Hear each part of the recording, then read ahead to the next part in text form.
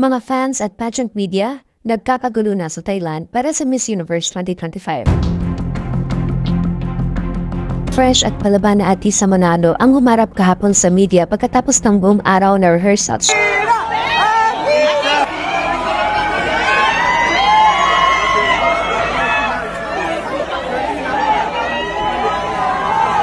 Nasa Bangkok na uli ang mga girls at kapansin-pansin ang padami na pageant media at fans.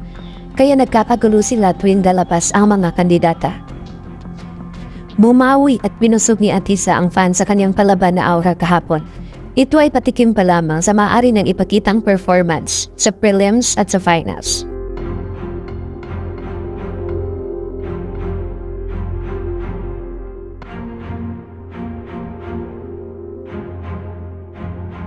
Samantala, nasa Bangkok na rin ang Miss Universe Philippines team. Pati ang national costume ni Atisa ay naihatid na rin ni Mac Tumang.